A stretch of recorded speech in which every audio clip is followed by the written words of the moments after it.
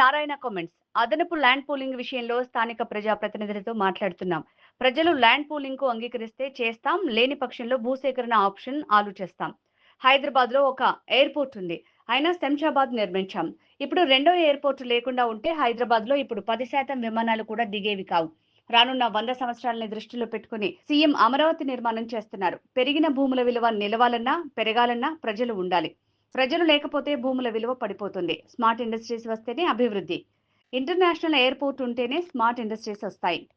అక్కడ దిగి రారు. వాళ్ళు ఎవ్రీ మినిట్ క్యాలిక్యులేట్ చేసుకుంటుంటారు. అందువల్ల ఖచ్చితంగా ఒక ఇంటర్నేషనల్ ఎయిర్పోర్ట్ కట్టాలనే ఉద్దేశంతో, అంతేకాకుండా హైదరాబాద్ నగరం అసలు ఒక వైబ్రేషన్ వచ్చిందంటే ఆ రోజు నేషనల్ గేమ్స్ కండక్ట్ చేశారు సీఎం గారు. నేషనల్ గేమ్స్ కండక్ట్ చేసినప్పుడు అనేక ఇన్ఫ్రాస్ట్రక్చర్ వచ్చింది. అందుకని ఒక స్పోర్ట్స్ సిటీ కూడా ఇక్కడ ఏర్పాటు చేయాలని యాక్చువల్గా ఆదేశించారు. అలా ఒక స్పోర్ట్స్ సిటీ, ఒక స్మార్ట్ ఇండస్ట్రీస్, ఒక ఎయిర్పోర్ట్ రావాలంటే మరికొంత ల్యాండ్ కావాలి. దానికి కావాల్సిన ల్యాండ్ అక్విజిషన్లు తీసుకోవచ్చు. మనకున్న చట్టాల ప్రకారం ల్యాండ్ అక్విజిషన్ అయితే రైతులు నష్టపోతారు. మరొకటి రైల్వే ట్రాక్ ఉంది, రైల్వే ట్రాక్ వస్తుంది. ఆ రైల్వే ట్రాక్ సంబంధించిన ఊళ్ళల్లో రైతులందరూ వచ్చి అడిగారు, సార్ మాది ల్యాండ్ పూలింగ్లో తీసుకోండి, ల్యాండ్ అక్విజిషన్ తీసుకోవద్దు, ల్యాండ్ అక్విజిషన్ అయితే మేము చాలా నష్టపోతామని. ఇవన్నీ ఆలోచించిన తర్వాత ప్రజాప్రతినిధులు కూడా, సార్ ల్యాండ్ అక్విజిషన్ అయితే రైతులు నష్టపోతారు, ల్యాండ్ పూలింగ్ తీసుకోమని చెప్పడం జరిగింది. ఇప్పుడు ల్యాండ్ పూలింగ్లో తీసుకోవాలని నిర్ణయించాం. అయితే అది కూడా ఇంకా అక్కడ ఉన్న ప్రజాప్రతినిధులతో మాట్లాడుతున్నాం. వాళ్ళు కూడా ప్రజలతో మాట్లాడమన్నాం. వాళ్ళందరి సమ్మతితో వాళ్ళందరూ ల్యాండ్ అక్విజిషన్ ఇవ్వమంటే ల్యాండ్ అక్విజిషన్ పోతాం, ల్యాండ్ పూలింగ్ ఇవ్వమంటే ల్యాండ్ పూలింగ్ అవుతాం. నిన్న కూడా ఎమ్మెల్యేలతో మాట్లాడాను. ప్రజలందరూ ల్యాండ్ పూలింగే తీసుకోమంటున్నారు. ఆ విధంగా వర్క్ జరుగుతుంది. 19లోనే డిజైన్ చేసాం యాక్చువల్గా. అయితే ప్రభుత్వం పోయింది కాబట్టి గత ప్రభుత్వం దాన్ని వదిలేసింది. మళ్ళా దాన్ని కూడా డెవలప్ చేయాలనే దాంతో యాక్చువల్గా యూనిటీ ఆఫ్ స్ట్రాటజీ కూడా పోయి చూసి రావటం జరిగింది.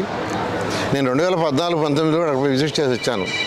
అయితే మళ్ళీ ఇప్పుడు ఎందుకు పోయానంటే, ఈ 6 సంవత్సరాల్లో వాళ్ళు అక్కడ డెవలప్మెంట్స్ కొంత చేశారు.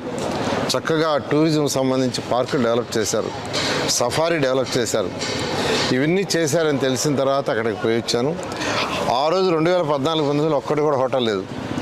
ఇప్పుడైతే దాదాపు 16 hotels, 5 star, 4 star, 3 star hotels వచ్చినాయి. ఇవన్నీ స్టడీ చేసి వచ్చాము నేను, అధికారులు. అవన్నీ కూడా ఇంకా ముఖ్యమంత్రి గారికి వివరించలేదు. ఎందుకంటే ముఖ్యమంత్రి గారు విదేశానికి ఇచ్చారు కాబట్టి ముఖ్యమంత్రి గారు వివరించి దాని మీద ముందు పోవడం జరుగుతుంది. చాలా అమరావతి కేవలం 50-60 కిలోమీటర్ల వైశాల్యం, ఇక్కడ మళ్ళీ కొత్త అంతర్జాతీయ విమానాశ్రయం ఏర్పాటు ఎందుకని ఒక ప్రశ్న వస్తుంది. హైదరాబాద్లో ఆల్రెడీ ఒక ఎయిర్పోర్ట్ ఉండింది. అదే ఎయిర్పోర్ట్ ఉండి శంషాబాద్ ఎయిర్పోర్ట్ కానీ రాగానే ఉంటే ఈరోజు దిగే ఫ్లైట్లకి ఎక్కడ ప్లేస్ ఉండేది కాదు. ఆ రోజు ముఖ్యమంత్రి గారు ఎంతో దూరదృష్టితో రాబోయే 50 సంవత్సరాలను దృష్టిలో పెట్టుకొని ఆ రోజు శంషాబాద్ ఎయిర్పోర్టు 5,000 ఎకరాలు అక్వైర్ చేశారు. ఆ రోజు అందరూ ఎగతాళి చేశారు. ఎందుకు? ఇదే ప్రశ్న, మీరు వేసిన ప్రశ్నే. ఆల్రెడీ ఒక ఎయిర్పోర్ట్ ఉంది కదా, అది సరిపోతుంది కదని. కానీ ఈరోజు శంషాబాద్ ఎయిర్పోర్ట్ లేకుండా ఉంటే వచ్చే ఫ్లైట్లలో 10% కూడా దిగడానికి కుదరదు.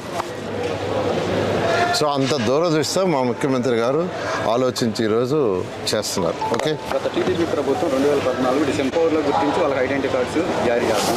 ఆ ప్రాసెస్ ఎంత అంటే వాళ్ళకి యాక్చువల్గా అప్పటి నుంచే మొదలు పెట్టామండి, ఫ్రీ ఎడ్యుకేషన్, ఫ్రీ హెల్త్. అది కాకుండా ఎవరైతే ఇక్కడ అంటే పొలం అంటే ల్యాండ్ లేని కూలీలు ఉండారో వాళ్ళందరికి కూడా యాక్చువల్గా పెన్షన్స్ ఇచ్చాం. అయితే గత ప్రభుత్వం ఏం చేసిందంటే వాళ్ళల్లో కొంతమంది చిన్న జాబ్స్లో చేరారు, చిన్నవి. అంటే ఈ సెక్రటరియట్లో స్కావెంజర్స్, స్వీపర్లుగా వాళ్ళందరూ పెన్షన్స్ కట్ చేసేసింది. కానీ ఈ ప్రభుత్వం రాగానే వాళ్ళందరూ అడిగారు, వాళ్ళందరూ కూడా రివోక్ చేసేస్తున్నాం. అలా ఈ ప్రభుత్వం ఆ రోజు ఏ రైతులైతే 2014-19లో సాక్రిఫైస్ చేసి ల్యాండ్ ఇచ్చారో, ఏ రైతు కూలీలు అయితే ఆ రోజు ఇక్కడ ఉండి ఇబ్బంది పడకూడదని ఆ రోజు ముఖ్యమంత్రి గారు మాట ఇచ్చారు. ఆ మాట నిలబెట్టుకుంటూ మళ్ళీ వాళ్ళందరూ కూడా వాళ్ళు ఇక్కడ పని చేసుకుంటున్న అంటే ఒక 10,000-12,000 చేసుకుంటున్నారు, గవర్నమెంట్ వాళ్ళు చేసుకుంటున్నారు.